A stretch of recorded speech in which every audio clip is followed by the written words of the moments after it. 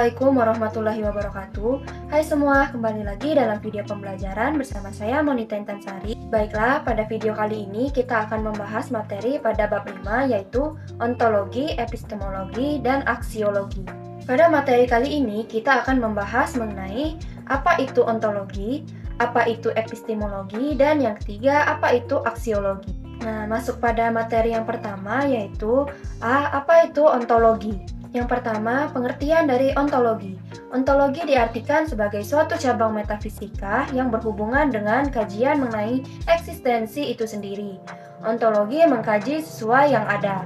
Sepanjang sesuatu itu ada, secara terminologi, ontologi adalah ilmu yang membahas tentang hakikat yang ada yang merupakan realitas, baik berbentuk jasmani atau konkret maupun rohani atau abstrak. Secara sederhana, ontologi bisa dirumuskan sebagai ilmu yang mempelajari realitas atau kenyataan konkret secara kritis. Beberapa aliran dalam bidang ontologi yakni ada realisme, naturalisme, dan empirisme. Yang kedua, dasar ontologi. Ilmu dasar ontologi, ilmu sebenarnya ingin berbicara pada sebuah pertanyaan dasar, yaitu apakah yang ingin diketahui ilmu, atau bisa dirumuskan secara eksplisit menjadi apakah yang menjadi bidang telaah ilmu. Berbeda dengan agama atau bentuk pengetahuan yang lainnya, maka ilmu membatasi diri hanya kepada kejadian yang bersifat empiris. Secara sederhana, objek kajian ilmu ada dalam jangkauan pengalaman manusia. Objek kajian ilmu mencakup seluruh aspek kehidupan yang dapat diuji oleh panca indera manusia. Masuk pada materi kedua yaitu apa itu epistemologi. Itu pengertian epistemologi. Secara epistemologi berasal dari dua suku kata Yunani, yakni epistem yang berarti pengetahuan atau ilmu, dan logos yang berarti disiplin atau teori. Dalam kamus Webster disebutkan bahwa epistemologi merupakan teori ilmu pengetahuan atau sains yang melakukan investigasi mengenai asal-usul, dasar, metode, dan batas-batas ilmu pengetahuan. Holigendale menyatakan bahwa epistemologi merupakan bagian dari filsafat pengetahuan yang membahas tentang cara dan alat untuk mengetahui. Selanjutnya, yang kedua, metode epistemologi. Dengan memperhatikan definisi dan pengertian epistemologi, maka menjadi jelaslah bahwa metode ilmu ini adalah menggunakan akal dan rasio. Karena untuk menjelaskan pokok-pokok pembahasannya memerlukan analisa akal. Yang dimaksud metode akal di sini adalah meliputi seluruh analisa rasional dalam koridor ilmu-ilmu usuli dan ilmu huduri dari dimensi lain. Untuk menguraikan sumber kajian epistemologi dan perubahan yang terjadi di sepanjang sejarah, juga menggunakan metode analisa sejarah. 3. Persyaratan epistemologi. Suatu pengetahuan dapat dikatakan sebagai ilmu apabila dapat memenuhi persyaratan-persyaratan sebagai berikut. A. Ilmu masyarakat, adanya objek yang diteliti, baik yang berhubungan dengan alam atau kosmologi, maupun tentang manusia, yaitu biopsikososial.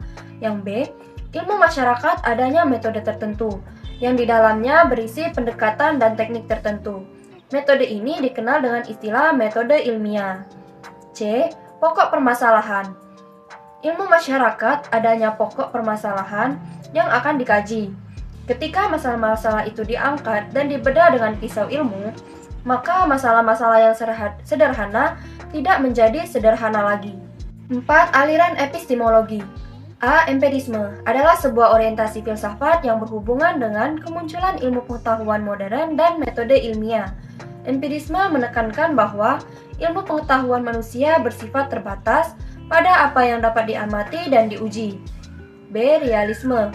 Dalam pemikiran filsafat, realisme berpandangan bahwa kenyataan tidak terbatas pada pengalaman inderawi ataupun gagasan-gagasan terbangun dari dalam. C. Idealisme adalah tradisi pemikiran filsafat yang berpandang bahwa doktrin tentang realitas eksternal tidak dapat dipahami secara terpisah dari kesadaran manusia. D. Positivisme adalah doktrin filosofi dan ilmu pengetahuan sosial yang menempatkan peran sentral pengalaman dan bukti empiris sebagai basis dari ilmu pengetahuan dan penelitian. C. Pragmatisme. Berargumentasi bahwa filsafat ilmu haruslah meninggalkan ilmu pengetahuan tersendental dan penggantinya dengan aktivitas manusia sebagai sumber pengetahuan. Masuk pada materi terakhir yaitu apa itu aksiologi. Jujun S. Surya Sumantri dalam bukunya Filsafat Ilmu mendefinisikan aksiologi dalam dua tahap. Tahap pertama yaitu ilmu yang otonom terbebas dari segenap nilai yang bersifat dogmatik atau bebas nilai, sehingga dengan leluasa ilmu dapat mengembangkan dirinya atau fungsi internal.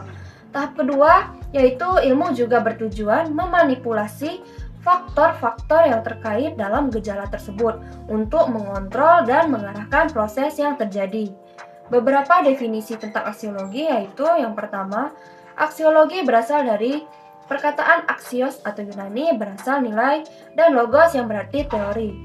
Jadi, aksiologi adalah teori tentang nilai. Yang kedua, aksiologi dalam bukunya Jujun S. Surya Sumantri disebut sebagai teori nilai yang berkaitan dengan kegunaan dari pengetahuan yang diperoleh. Yang ketiga, menurut Barmel, aksiologi terbagi menjadi 3 bagian. Yang pertama, moral conduct, yaitu tindakan moral, melahirkan disiplin khusus yakni etika. Yang kedua, aesthetic expression, yaitu ekspresi keindahan, melahirkan keindahan.